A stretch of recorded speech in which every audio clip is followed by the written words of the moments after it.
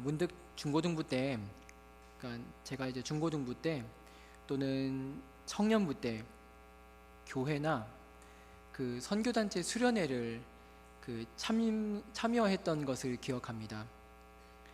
주로 뭐가 생각났냐면은, 그땐 참 굉장히 뜨거웠는데,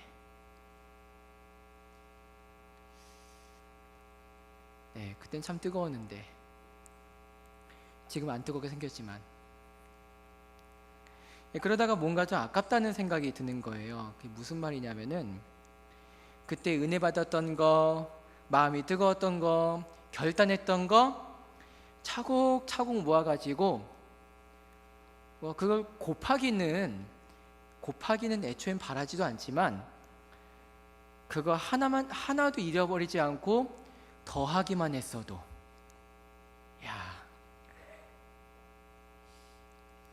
세계적인 영성 목회자가 되지 않았을까.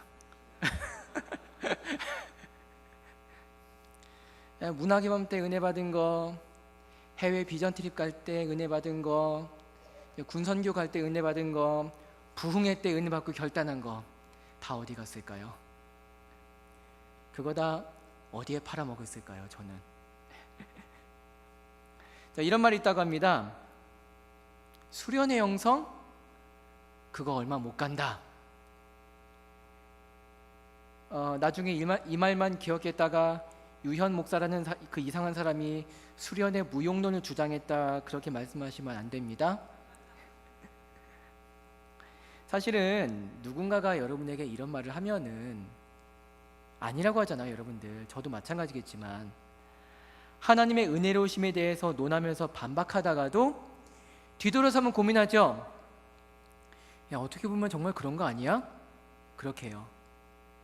자, 만약에 어느 날 예배를 정말 평생 잊을 수 없겠다 싶을 만큼 은혜롭게 잘 드렸는데, 얼마 지나지 않아서 그 은혜 받고 결단한 것을 죄다 잊어버렸다면 무슨 이유에서일까요? 물론 여러 가지 이유가 있어요. 근데 어쩌면 가장 큰 이유는,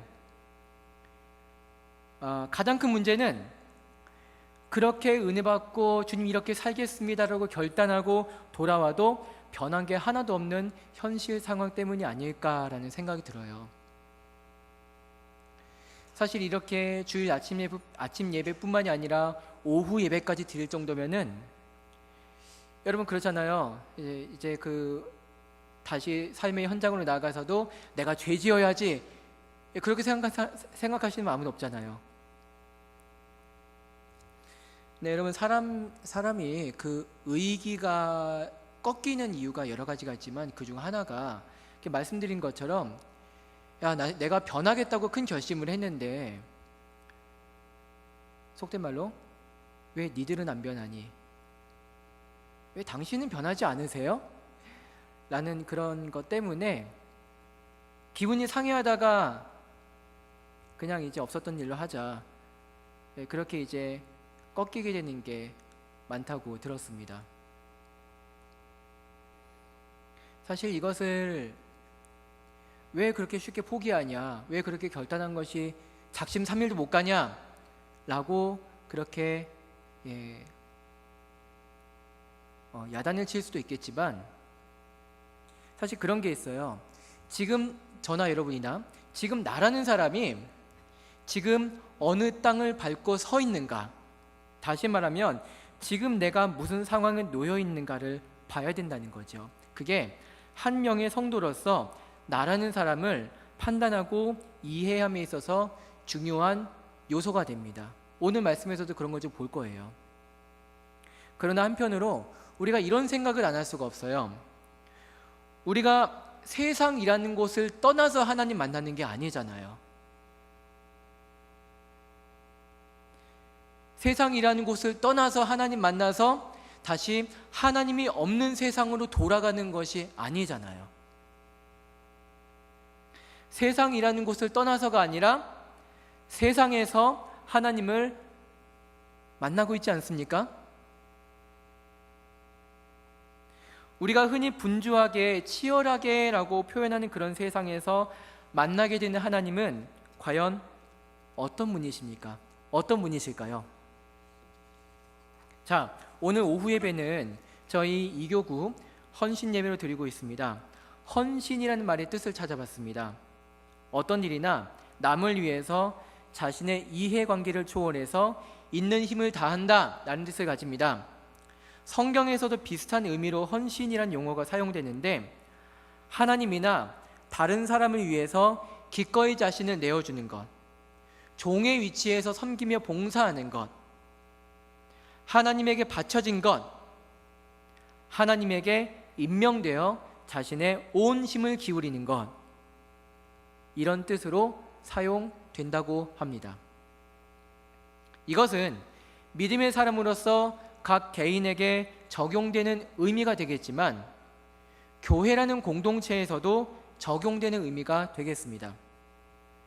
그리고 주기도문처럼 하나님의 뜻, 하나님의 나라가 이 세상 가운데 이루어짐을 인정하고 믿으며 강하게 소망하는 마음으로서 하나님의 사람으로 세상 가운데서 살아가는 것이다, 그렇게 헌신이라는 의미를 생각해 볼 수가 있겠습니다. 부족하고 연약한 저와 여러분이라고 하지만, 하나님의 자녀로서 교회 공동체 가운데서 믿음 생활을 하다 보면은 어떻게 하면 우리가 살아가는 세상 가운데서 믿음 생활을 더욱 잘할 수 있을까 생각을 안 할 수가 없게 됩니다. 이렇게 믿음 생활 잘 하는 것에 대한 고민, 생각, 기도는 사람이 아니라 하나님께서 주관하시는 것이고, 이게 또 헌신이라는 주제하고도 연관됩니다. 헌신이라는 주제가 하나님의 자녀, 즉 교회에 있는 저와 여러분 같은 모든 성도에게 그렇게 멀리 있는 게 아니라는 것입니다. 물론 그런 건 있습니다. 앞서 말씀드렸던 것처럼 나라는 사람이 지금 세상에서, 교회 공동체가 지금 세상에서 어떤 상황에 놓여 있는가, 이것은 헌신이라는 주제를 선뜻 즐겁게 가까이 하기를 좀 어려워하는 그런 요인이 됩니다. 맞습니다. 그렇습니다. 저도 그 부분에서는 자유롭지가 못합니다. 그러나 우리가 세상이라는 곳을 떠나서 하나님 만나는 것도 아닌데, 또 하나님은 세상에서 우리를 따로 떨어뜨려 놓고 사랑한 게 아니라 세상 그 자체를 사랑하시고 세상 가운데 있는 저와 여러분을 사랑하셨는데, 우리가 살아가는 세상에서 헌신이라는 주제를 생각할 때 세상 가운데 계신, 그 세상을 살아가고 있는 우리들 가운데 계신 하나님은 과연 어떤 분이실까, 이것을 우리가 생각 안 할 수가 없는 것입니다. 자, 세상 가운데 계신 하나님은 과연 어떤 분이실까요? 오늘 우리가 읽은 말씀에서도 세상이 등장합니다. 광야라는 세상입니다. 광야라는 상황이 놓인 하나님 백성들에게 있어서 하나님은 과연 어떤 분이십니까? 오늘 우리가 성경 말씀으로써 하나님 백성들이 광야에서 만나를 받은 사건을 함께 읽었습니다. 당시 광야라는 상황과 연관지어서 말씀을 생각해 볼 여지가 충분히 있는데요, 그렇게 하루하루 만나를 받으면서 감사하기도 하지만 또 자기들 형편 때문에 정말 충분히 감사하지 못하고 고민을 많이 하는 당시 하나님 백성들의 상황이 있었습니다. 그 상황을 좀 재구성을 해봤습니다. 어떤 식으로 재구성했냐면은 한 사람을 주인공으로 설정했습니다. 이 시대 가운데, 이 상황 가운데 살아가고 있는 한 사람을 주인공으로 설정을 해봤습니다. 어떤 사람이냐면은 교회에서 구역장급 정도 되는 한 소그룹 지도자의 하루 동안의 이야기로서 재구성을 해봤습니다. 그 가운데 오늘 우리가 읽은 말씀을 생각해 보기를 원합니다. 자, 어쩌면 저와 여러분은 출애굽기와 민수기에 나오는 광야에서의 하나님 백성 이스라엘 이미지를 혹시 불평문자로 보고 있지 않으십니까?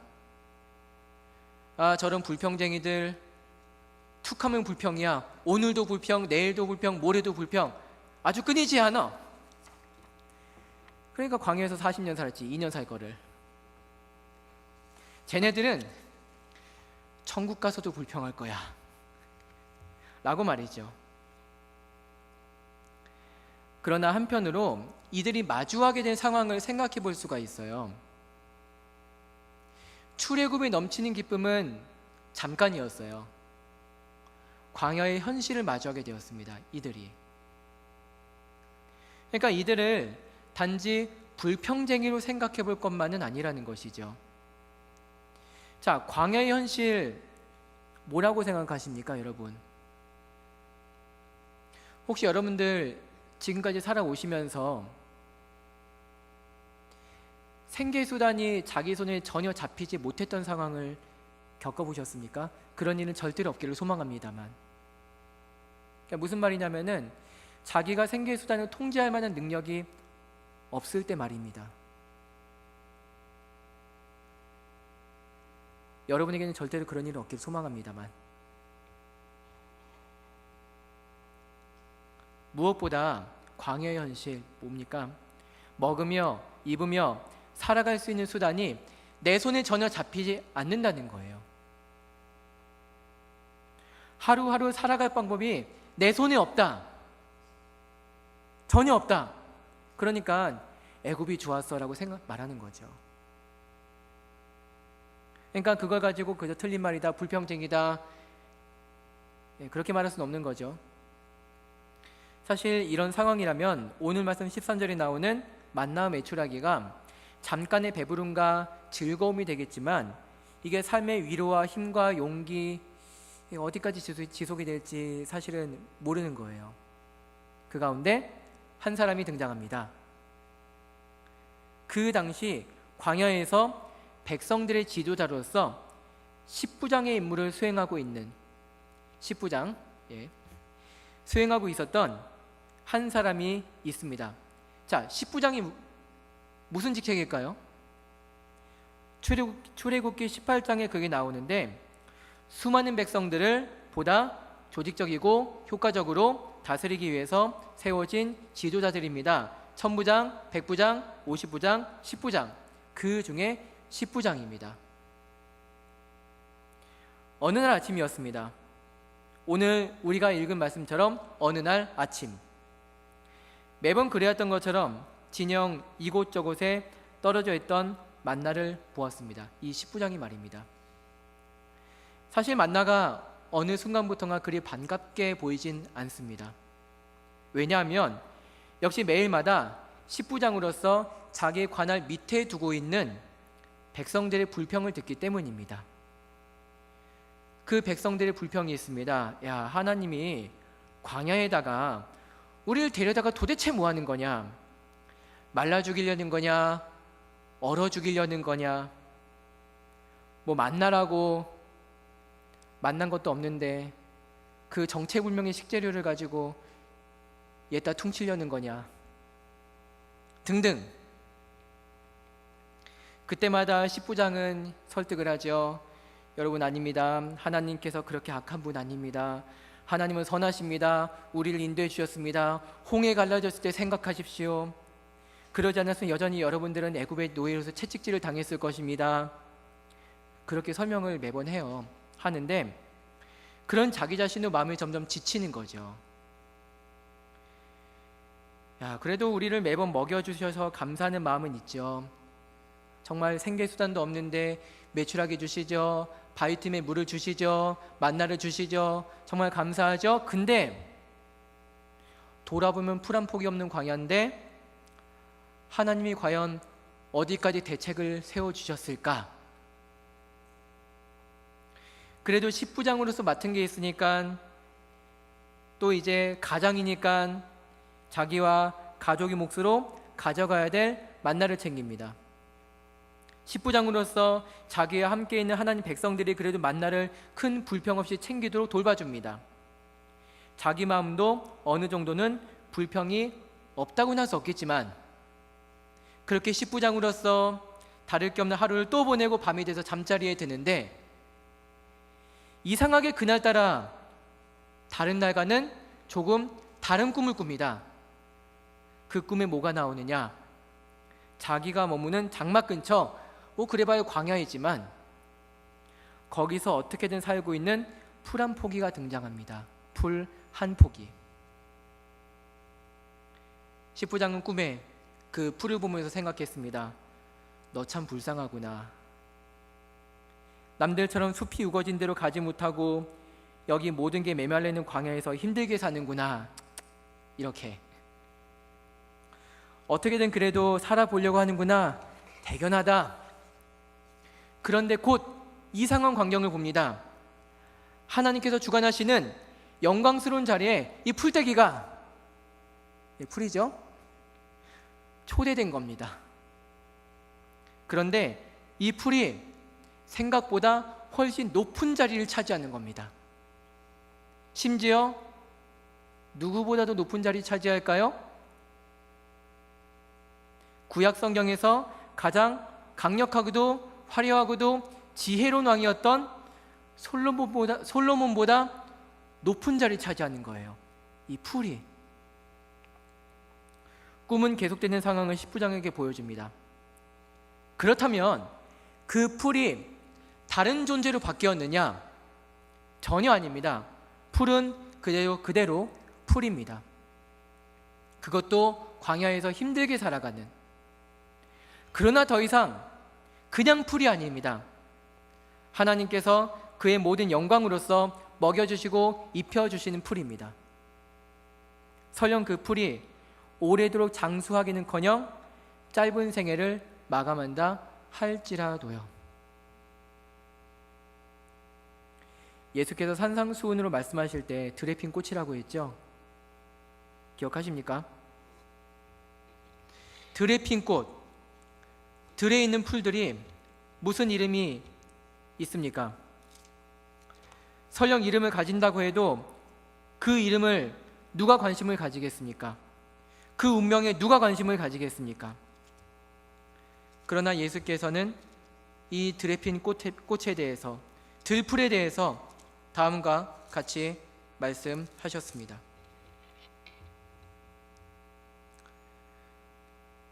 또 너희가 어찌 의복을 위하여 염려하느냐? 들의 백합화가 어떻게 자라는가 생각하여 보라. 수고도 아니하고 길쌈도 아니하느니라. 그러나 내가 너희에게 말하노니 솔로몬의 모든 영광으로도 입은 것이 이 꽃 하나만 갖지 못하느니라. 오늘 있다가 내일 아궁이에 던져진 들풀도 하나님이 이렇게 입히시거든. 하물며 너희일까 보냐.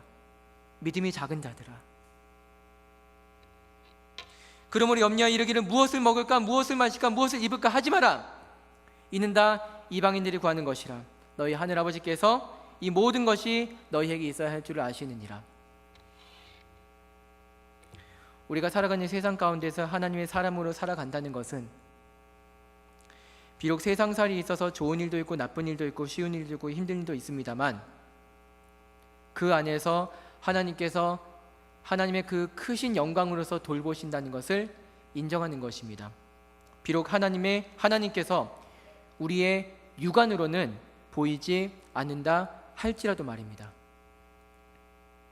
비록 하나님께서 전적으로 돌보신다고 해서 믿음의 사람으로서 나를 그리고 우리 교회 공동체를 둘러싸고 있는 상황이 획기적으로 변한다거나 그러진 않을 겁니다. 어쩌면 이런 상황에서 우리가 자발적으로 하나님 안에서 교회 공동체를 구성하는 것이 어찌 쉬운 일이겠느냐 그런 생각도 듭니다. 그러나 하나님께서 선사해 주시는 믿음의 눈은 보이지 않는 것조차도 믿음으로 볼 수 있게 해 주시는 줄 믿습니다. 사실 하나님께서 예전에도 그러했고 지금도 앞으로도 영이시기 때문에 하나님도 하나님 나라도 우리의 육안으로 보이는 것은 아니에요. 보이지 않는 것의 존재를 뭐라 말할 수 있을 것인가는 예나 지금이나 하나님의 사람들에게는 풀기가 만만치 않은 숙제입니다. 그러나 무엇으로써 하나님께서 일하시고 돌보심을 알게 됩니까? 당장의 삶의 문제가 닥칠 때는 막막할 때가 많습니다. 그러나 그 문제들이 풀려지는 과정을 통해서 보이지 않는 하나님께서 정말 계시는구나, 보이는 세상을 정말 움직이시는구나 생각할 때가 많다고 합니다. 무엇보다 중요한 것은 당장의 삶의 구체적인 문제가 해결되는 것을 넘어서 사람과 세상을 향한 하나님의 마음을 반영하는 삶을 우리가 능력 있게 살아가는 것인데, 그것조차도 하나님께서는 하나님의 그 크신 영광으로서 저와 여러분 같은 하나님의 사람들을 방치하지 않고 인도해 주실 줄을 믿습니다. 십부장은 잠에서 깨어났습니다. 벌써 하루가 지난 다음날 아침이었습니다. 여전히 하늘에서는 이름을 알 수 없는 만나가 이곳저곳에 내려져 있습니다. 평소에는 무념무상 또는 약간의 투덜거림의 생각으로 만나를 보았겠지만 그날만큼은 만나를 보는 눈이 다릅니다. 그래, 그 이름 없는 풀조차 하나님의 영광으로서 입혀주시고 먹여주시는데, 지금 광야의 우리들도 하나님께서 버리신 게 아니라 하나님의 사람으로서 살아가도록 돌봐주시는 것이다. 하나님 감사합니다. 하나님의 뜻, 하나님의 마음을 다 아는 것은 아니지만 하나님의 마음, 하나님의 생각, 하나님의 나라가 저와 우리 모두에게 임하였음을 잘 인정하며 하나님의 사람으로서 제가 살아가도록, 하나님의 공동체로서 우리 모두가 하나님의 마음을 본받아 잘 살아갈 수 있도록 하나님 도와주옵소서. 그 마음을 가지고 하루치 만나를 자기 바구니에 열심히 담고 있습니다.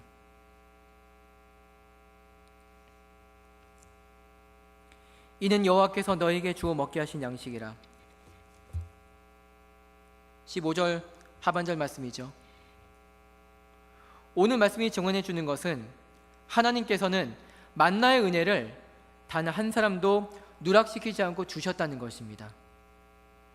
비록 그 사람들이 하나님 백성이라는 타이틀에 걸맞지 않게 실수하고 실패하고 그런 적이 많다 해도 말입니다. 출애굽기 16장 35절은 이렇게 광야 40년을 회상합니다. 사람이 사는 땅에 이르기까지 이스라엘 자손이 40년 동안 만나를 먹었으니 곧 가나안 땅 접경에 이르기까지 그들이 만나를 먹었더라. 비록 생존의 수단, 삶의 수단이 손에 전혀 잡히지 않으므로 무기력까지 느낄 만한 광야에서의 삶이었습니다. 그러나 그것조차도 하나님께서는 사람 편에서의 의심마저 다 버릴 만한 돌봐주심으로써 백성들을 인도해 주셨습니다. 이처럼 들풀 같은 백성에게조차 해당되는 하나님의 충분한 돌보심은 헌신의 출발점이 됩니다. 세상을 충분히 능가하시며 세상과 사람을 사랑하신 하나님의 말씀하심이, 하나님의 나라가 우리가 살아가는 이 땅 가운데 충분히 임하며 적용되기를 소망하며 그 소망하는 마음 중심으로서 하나님과 함께 동행하는 것이 우리를 구원하신 하나님을 향한 헌신의 기본 바탕이 되는 줄로 믿습니다. 이것이 깨달아지면 깨달아질수록 우리 금곡교회 공동체의 각 조직과 기능 가운데서 교회를 하나님의 말씀하심에 맞게 아름답게 세워나가는 우리의 평생의 작업이 하나님을 향한 감사와 영광 돌림의 마음으로서 더욱 채워지지 않을까요? 그리고 또다시 우리는 삶의 현장으로서 나아갑니다. 그러나 거기서도 하나님께서 계시며 하나님의 사람으로서 살아갈 수 있도록, 그렇게 우리 하나님께서는 하나님의 영광으로서 인도해 주십니다. 이것을 더 기억하고 정체성으로 삼읍시다. 이것이 하나님의 사람으로서 예배가 되며 삶이 될 것입니다. 그리고 우리가 다시 금곡교회 공동체로서 예배의 자리로 모일 때 세상은 정말 아무것도 아닌 주님의 크신 이름을 찬양하며 영광 돌릴 수 있는 저와 여러분 되시기를, 그렇게 헌신의 기초를 다지며 헌신의 삶으로 나아가는 저와 여러분 되시기를 주님의 이름으로 축원드립니다. 기도하겠습니다.